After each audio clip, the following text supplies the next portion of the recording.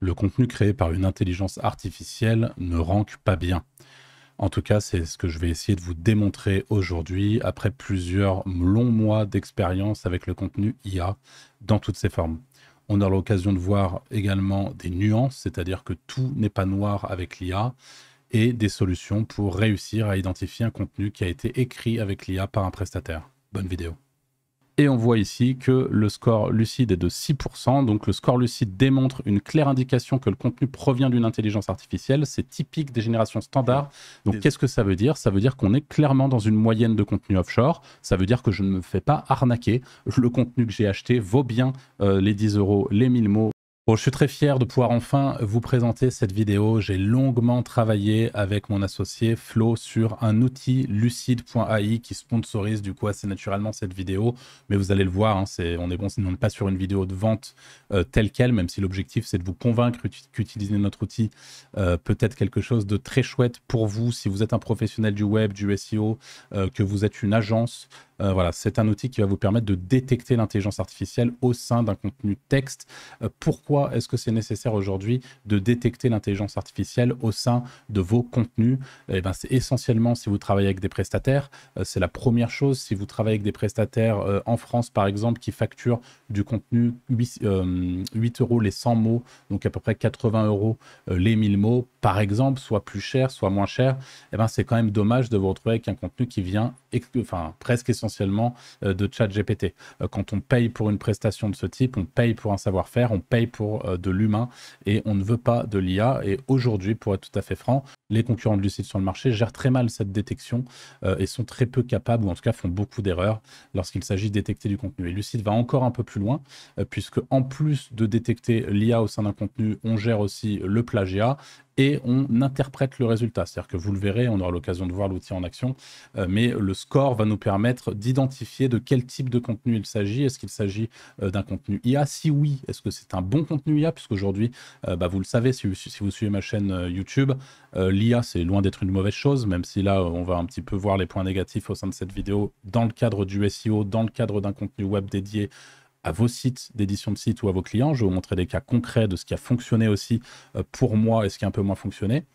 Et du coup, aujourd'hui, on a besoin de savoir d'où vient le contenu parce qu'il y a plusieurs limites à ça. Il est parfois compliqué de contrôler un contenu quand on bosse avec des prestataires.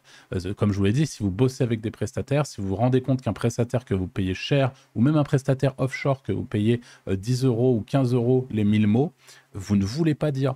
Enfin, en tout cas, je vous recommande de ne pas en vouloir ou de former vos prestataires à bien travailler avec de l'IA. Ça, c'est encore un autre sujet qu'on aura l'occasion d'aborder sur cette chaîne YouTube et qu'on a déjà abordé dans certaines vidéos. Donc, plus nous avançons dans le temps, ça c'est un autre point important, plus l'IA ne sera nourrie que par elle-même. Vous le savez, aujourd'hui, l'intelligence artificielle, des modèles de langage comme GPT, de l'entreprise OpenAI, ce sont des modèles de langage qui s'alimentent d'un contenu existant sur Internet. Donc, à terme, on imagine aujourd'hui, si ce n'est pas votre métier, moi c'est le mien en tout cas depuis 10 ans et je vous le dis, l'IA a tout changé en termes de règles du jeu, c'est-à-dire qu'aujourd'hui il y a énormément de sites, des gros sites comme des plus petits, qui travaillent uniquement avec de la génération IA ou en tout cas beaucoup avec de la génération IA. Et donc par conséquent, le contenu présent sur Internet est en train d'être décuplé. Google réagit par rapport à ça, notamment avec ce qu'on appelle le crawl budget, c'est-à-dire qu'aujourd'hui Google attribue moins de budget pour ses robots pour aller crawler des nouveaux sites auxquels il ne fait pas particulièrement confiance pour le moment. Donc tout ça, ça change beaucoup de choses. Et en tout cas, moi je vois un avenir, et ça c'est une théorie personnelle, où finalement l'IA va s'auto-alimenter et où on n'aura que du contenu issu de sources IA parce qu'il y aura de l'IA de partout. Et donc, par conséquent, vous vous doutez bien que si moi, Arthur, avec mon associé Flo, on est capable aujourd'hui de détecter avec précision l'intelligence artificielle avec du reverse engineering au sein d'un contenu, de n'importe quel contenu, vous vous doutez bien que Google, ça fait longtemps qu'il peut le faire. Cependant, il a communiqué là-dessus, Google, et il a dit, eh bien, on ne pénalise pas l'intelligence artificielle. Ce qu'on pénalise, c'est du mauvais contenu. Ce que je crois, en réalité, puisque vous le verrez, je vous le démontrerai après. Moi, j'ai un site en particulièrement donc, que je vais vous montrer, qui marche exclusivement ou presque avec de l'intelligence artificielle depuis plus d'1 an et qui se porte très bien. Je tenais à vous montrer ce site pour imager un petit peu l'utilisation de l'IA au sein d'un site lorsque c'est bien fait. Alors là, c'est un site où j'ai commencé, on le voit, pendant quelques mois à travailler, parce que là, on est sur un résultat sur 16 mois, un site qui a fait un peu plus de 40 000 clics. Alors, c'est loin d'être exceptionnel, hein, mais en tout cas, c'est un site qui en SEO fonctionne bien et qui me rapporte concrètement un peu plus de 300 €, du coup, un peu plus d'un an après sa sortie aujourd'hui, en vente de liens exclusivement. Donc, c'est-à-dire je vends des liens à des partenaires sur ce site. Mes partenaires, dans la majorité des cas, aujourd'hui, de toute façon, lorsqu'il s'agit de vente de liens, la majeure partie des articles qu'on reçoit sont des articles écrits, en tout cas en grande partie par intelligence artificielle. Et moi-même, lorsque je publie sur le site, c'est en grande partie avec de l'intelligence artificielle que je modifie légèrement. Et on a aussi des articles auto-générés et des articles que je dilue, et c'est là je tiens à appuyer là-dessus. Je fais en sorte qu'il y ait au moins un article écrit par un humain, ou on va dire un article ou deux écrit par une IA pour un article écrit par un humain, qu'il soit offshore ou onshore. Donc voilà, c'est ce qui me permet, à mon sens, de maintenir le cap et de ne pas être trop impacté par ce qu'on a de tous les updates qui ont été faits récemment sur le web full content. Je m'assure bien sûr de répondre à l'intention de recherche, mais c'était pour vous montrer que l'IA, c'est pas nécessairement quelque chose de très négatif. C'est juste quand c'est fait d'une certaine manière, quand vous ne comptez que sur l'IA, quand les prompts sont mauvais, quand vous ne savez pas faire de la bonne IA, que ça peut être vraiment problématique. Et vraiment, l'argument principal pour moi, c'est quand on paye un contenu expert chez un rédacteur expert, on veut savoir de quoi il s'agit, on veut savoir si son texte a été pondu avec du chat GPT ou pas. Et si on est soi-même prompt engineer, si vous êtes vous-même des bricoleurs et que vous faites vos propres prompts pour générer des contenus de qualité, aujourd'hui, Lucide vous permet d'aller mesurer la qualité de vos sorties, mesurer la qualité de vos prompts, et c'est très intéressant pour ça. Donc pour finir sur cette petite théorie de l'IA qui est nourrie par l'IA d'ici quelques temps, ça commence déjà à être le cas d'ailleurs à mon avis, je pense que Google et les autres moteurs de recherche mettront forcément en avant des contenus qui sont pour le coup des contenus humains, des contenus fiables, et qu'en tout cas ça va rentrer dans la problématique de Google qui est aujourd'hui d'identifier des contenus de confiance créés par des tiers de confiance, avec un élément important qui est l'EAT, qui permet du coup à Google d'identifier la personne derrière un contenu et de lui attribuer de la confiance. Et tout ça, à mon avis, si ce n'est pas encore le cas aujourd'hui, c'est un peu une bombe à retardement d'utiliser l'IA sur un site aujourd'hui, ou en tout cas d'en faire cette source de contenu principale. Et d'ailleurs, une petite chose pour tous les éditeurs de sites, les gens qui ont un petit peu plus d'expérience avec le contenu IA, aujourd'hui avec Lucide, non seulement vous êtes capable d'identifier un contenu humain, un contenu IA, mais vous êtes aussi capable d'identifier un contenu offshore. On a une très grosse base de données avec tous nos textes qu'on a scannés avec l'outil et qui nous a permis de scanner des contenus offshore, donc écrits par des gens à Madagascar ou au Bénin, des contenus IA retravaillés, des contenus IA avec des prompts avancés, des contenus complètement humains. On a tout scanné et avec toute cette banque de données, on est capable aujourd'hui, quand vous scannez un texte chez Lucide, de vous dire ce texte, c'est un texte qui est très probablement offshore, donc écrit par un rédacteur offshore, ce qui vous permettra par exemple de confirmer que votre rédacteur, si vous prenez un rédacteur offshore, est dans la norme et qui travaille de la bonne manière. On est capable d'identifier un bon contenu offshore d'un mauvais contenu offshore, et on est capable également de vous dire que ce contenu est 100% écrit à la main par un rédacteur qui semble onshore, donc en France, en francophonie, et qui a un vrai savoir-faire dans la rédaction. Donc on va beaucoup plus loin que juste la détection de l'IA. Avant que je vous montre un petit peu plus l'outil lucide.ai, évidemment, je vais vous parler des nuances, parce que je travaille moi-même, comme je vous l'ai dit, avec l'IA depuis aujourd'hui bien plus d'un an sur mes sites, donc j'ai fait beaucoup d'erreurs, j'ai aussi fait des choses qui fonctionnent, j'ai beaucoup expérimenté.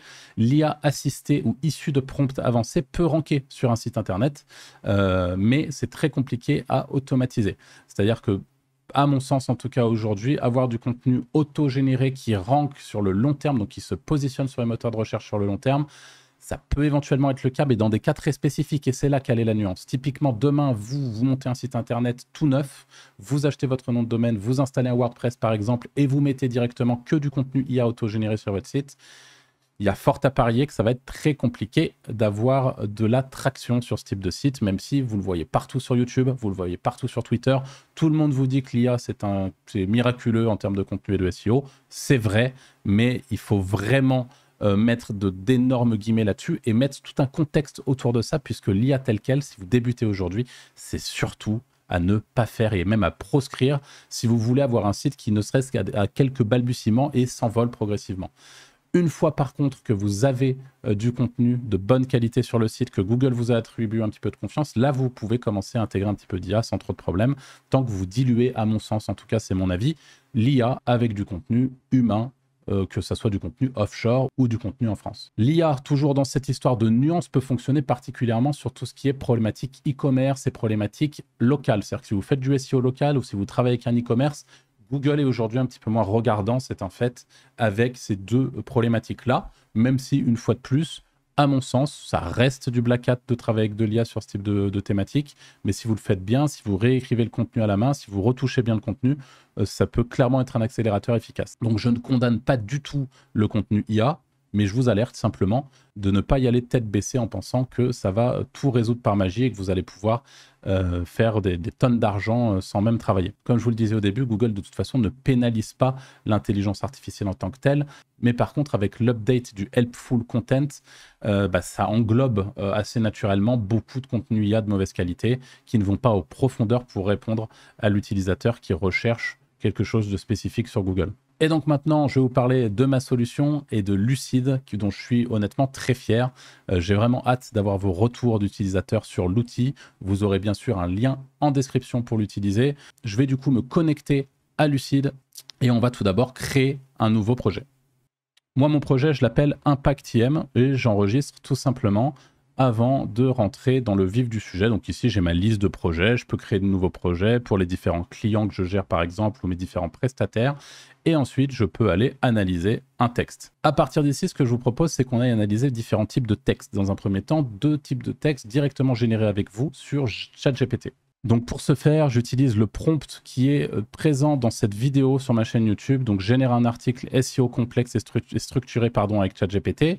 Donc ce prompt-là, il se trouve en description de la vidéo que je viens de vous montrer. Si j'ajoute juste mon sujet, la chasse à la baleine, ne me demandez pas pourquoi j'ai pensé à ça. Pour être franc, j'en sais trop rien, mais c'est le sujet du jour. Donc on va voir ce que me propose ChatGPT dans sa version 3.5. Donc c'est la première chose qu'on va analyser.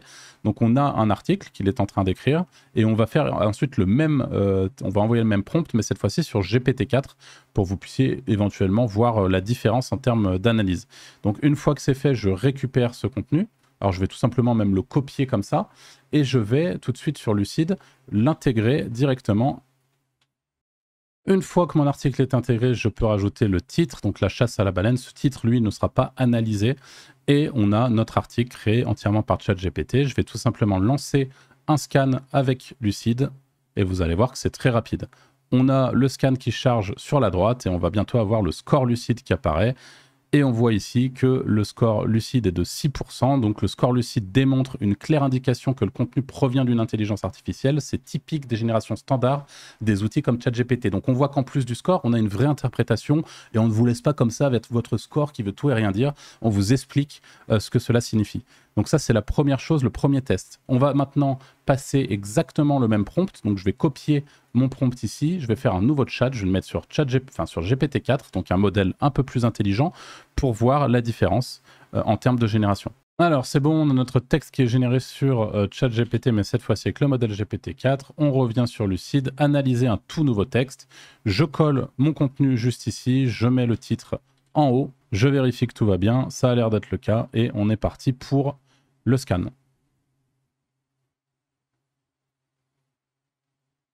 Alors on voit que la sortie en l'occurrence est moins bonne avec GPT-4. Alors ça, pour être tout à fait franc, en fonction du sujet, vous allez avoir des variations dans le score et en fait il ne s'agit pas forcément du prompt qui change en qualité, mais de la sortie. Donc pour tester un prompt, essayez au moins une dizaine, une vingtaine de sorties sur différents sujets pour avoir un avis global sur le prompt que vous mettez en place par exemple. Donc là ici c'est high, 1% de score Lucide, on est sur un contenu qui sort probablement tout droit de ChatGPT. Il s'agit de contenu IA. En tout cas, le contenu IA est parfaitement détecté et vous le verrez quand vous travaillez avec des prompts directement sur ChatGPT, c'est compliqué si vous n'utilisez pas des prompts très avancés qui découpent la génération de votre contenu, d'arriver à monter à des scores, en tout cas à bypass, c'est-à-dire à passer outre le détecteur de Lucide. C'est vraiment très compliqué quand vous travaillez avec l'IA et c'est plutôt une bonne nouvelle pour nous. Alors maintenant, ce que je vous propose, c'est qu'on analyse un texte qui a été écrit par l'un de mes prestataires pour un de mes sites immobiliers, comment régler un détecteur de mouvement pour sécuriser son domicile. Donc ça, c'est un texte qui a été écrit soi-disant en tout cas, par quelqu'un qui est offshore, situé à Madagascar, et qui m'a écrit ce contenu pour environ, pour ceux que ça intéresse, 10 € les 1000 mots. Et j'ai un contenu qui normalement est un contenu humain. Donc je vais le passer dans Lucide pour vérifier qu'il s'agit bien d'un texte écrit par un humain, et on va voir ce que nous dit l'outil. Alors pour ceci, je vous conseille de vérifier que tout est à peu près en ordre. Là c'est le cas, il n'y a pas de fioriture dans le contenu, et je vais tout simplement lancer le scan.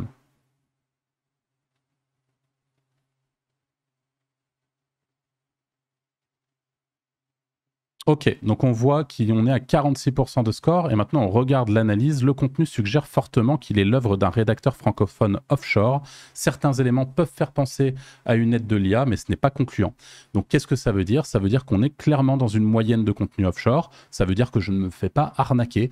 Le contenu que j'ai acheté vaut bien les 10 €, les 1000 mots pour une rédaction à Madagascar. On est clairement sur le type de rédaction qui provient de Madagascar. Donc c'est intéressant pour moi de voir ça, et j'ai l'assurance et la confiance en ma prestataire en l'occurrence. Donc c'est plutôt une bonne nouvelle pour moi. On va maintenant aller analyser un nouveau texte. Donc je clique sur analyser un tout nouveau texte, et là ce que j'ai décidé de faire, c'est d'aller sur un média français au hasard. Donc j'ai pris La Tribune en l'occurrence, et je vais cliquer sur salarié. C'est marrant parce que justement on a une news sur ChatGPT. Salarié remplacé par une IA inclusive plonge la France dans le dur de la révolution ChatGPT. Donc là, ce que je vais faire, c'est que je vais tout simplement prendre l'URL, retourner sur Lucide, mettre l'URL de la page ici et cliquer sur récupérer le contenu. On voit que Lucide nous permet de récupérer directement le contenu du site. Alors là, j'ai juste nettoyé un petit peu le texte, enlevé les petites fioritures qui avaient été récupérées au moment où j'ai cliqué sur le bouton récupérer le contenu pour éviter de scanner quelque chose qui n'a pas lieu d'être. Une fois que je suis à peu près sûr que mon texte est celui présent au sein de l'article sans qu'on ait toutes les fioritures qui ne nous intéressent pas, donc ça finit bien par sur ces tarifs, ce qui est le cas ici, et bien de la même manière, je peux cliquer sur scanner.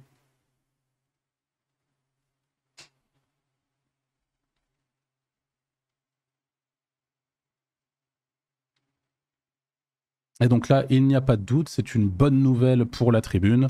Le contenu a bien été écrit à la main. Ça fait longtemps qu'on n'avait pas vu un texte aussi humain, c'est remarquable. Voilà, donc là aussi, analyse concluante. On a un contenu sur ChatGPT, mais qui a visiblement été écrit par un humain en chair et en os derrière.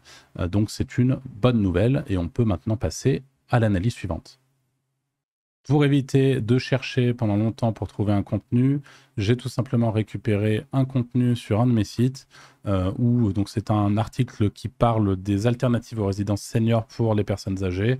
Je vais maintenant analyser ce contenu, et je sais que ce dernier a été réalisé avec l'intelligence artificielle, donc il devrait nous retrouver l'IA à l'intérieur. Ok, l'article a bien été récupéré grâce à l'URL. J'ai ajouté le titre, donc je vais pouvoir scanner.